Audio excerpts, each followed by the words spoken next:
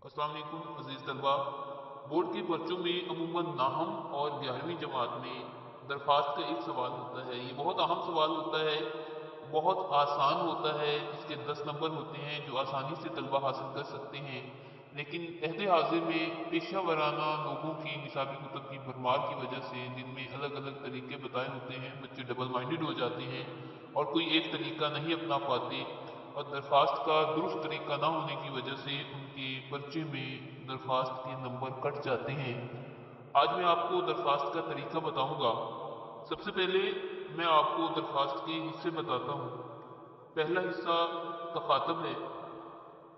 तर्ज तखातुब में सबसे पहले आप जिस भी शख्सियत को दरख्वास्त लिख रहे हैं, जिसकी खिदमत में अर्ज गुजारी कर रहे हैं, उसका अदब के साथ आप ओहदा लिखेंगे।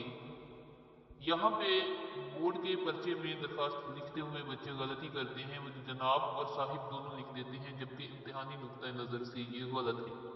दरखास्त की इब्तदा यूं करनी चाहिए, बखिदमत जनाब प्रिंसिपल, या फिर बखिदमत प्रिंसिपल साहिब। आप प्रिंसिपल भी लिख सकते हैं, आप हेडमास्टर या हेडमिस्ट्रेस भी लिख सकते हैं। उसके बाद ओहदा लिखने के बाद इदारे का नाम लिखा जाता है।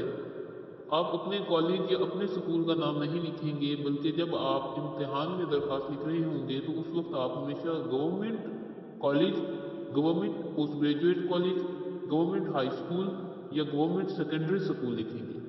उसके बाद शहर का नाम लिखना होता है, लेकिन शहर का नाम भी नहीं लिखना, उसकी जगह पे आपने अलिफ बे और जीम लिखना है। तखातब के तर्ज तखातब के आपको एक नंबर मिलते हैं, जिसमें कोई भी गलती, हल्की सी भी गलती से आपका ये नंबर ज़ाया हो सकता है। लिहाजा तर्ज तखातब यूं होना चाहिए, बखिदमत जनाब प्रिंसिपल, गवर्नमेंट सेकेंडरी स्कूल, अलिफ बे जीम।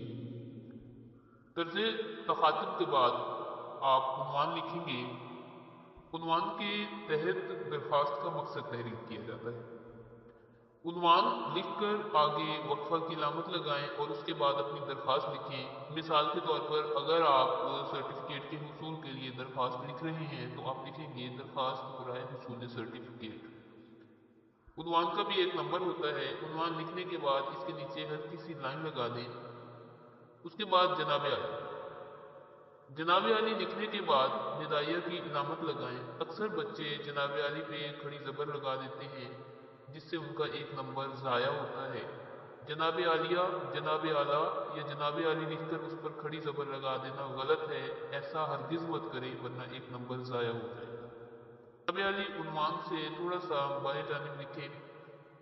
जनाब आली के बाद आपका दरख्वास्त का तीसरा हिस्सा शुरू होता है, बल्कि चौथा हिस्सा शुरू होता है, जो नफ्स मजमून कहते हैं। नफ्स मजमून के भी तीन हिस्से हैं। पहला आगाज या तमहीद। आगाज मुअद्दिबाना गुजारिश है, निहायत अदब इल्तमास या निहायत अदब से गुजारिश है, मुहद्दिबाना इल्तमास ऐसी शुरू की जाती है। तमहीदी कलमात लिखने के बाद दरखास्त में असल मुद्दा या मकसद लिखा जाता है। असल मुद्दा दरखास्त का नफ्स मजमून होता है।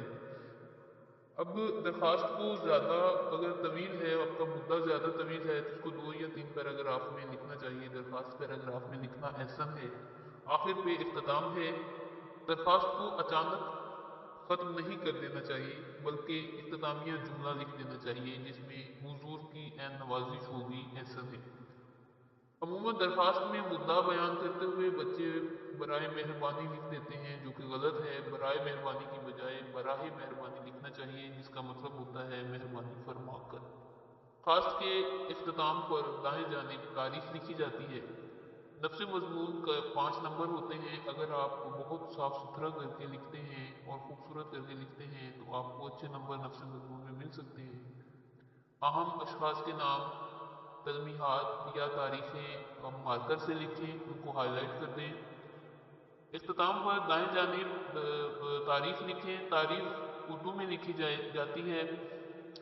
दिन हिंसों में लिखें। ये अरबी गिनती में या रोमन गिनती में लिखे जा सकते हैं। हिंसों में दिन, फिर खत्मा, फिर उर्दू में महीना, और फिर हिंसों में सिन लिखकर ईस्वी का आइन का सिरा लगा दें। उसी लाइन पर आगे जाकर अलारिज, थोड़ा सा बाएं जानिब अलारिज लिखें या फिर दरखास्त गुजार लिखें। अल आरिज और दरखास्त गुजार दोनों दुरुस्त हैं। لیکن عموماً بچے العارض اور درخواست گزار دونوں لکھ دیتے ہیں، جو کہ غلط ہیں۔ ان دونوں میں سے ایک لکھنا ہوتا ہے، ان دونوں کا ایک ہی مقصد ہوتا ہے۔ العرض یا عرض لکھنا غلط ہوگا، عارض لکھنا بھی غلط ہوگا۔ العارض کے بعد آپ کا تابع فرما لکھیں تو بھی ٹھیک ہے، نہ لکھیں تو بھی ٹھیک ہے۔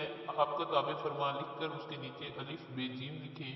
العارض اور الف بے جیم کے 1 نمبر ہیں، تاریخ کے بھی 1 نمبر ہیں، یوں آپ کی 10 نمبر کی درخواست پوری ہو جاتی ہے۔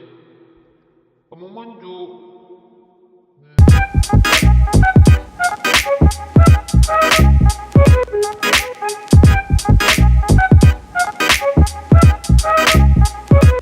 ہے دوستو، آج ہم نے درخواست لکھنے کا طریقہ سیکھا۔ امید ہے آپ کو سمجھ آ گئی ہوگی، اور اگر اس طریقے پر آپ عمل کریں گے تو انشاءاللہ بورڈ کے پرچے میں آپ درخواست میں اچھے نمبر حاصل کر سکیں گے۔ آئندہ پاک میں ہم انشاءاللہ خط کا طریقہ آپ کی خدمت میں پیش کریں گے۔ تب تک کے لیے اللہ حافظ، شکریہ۔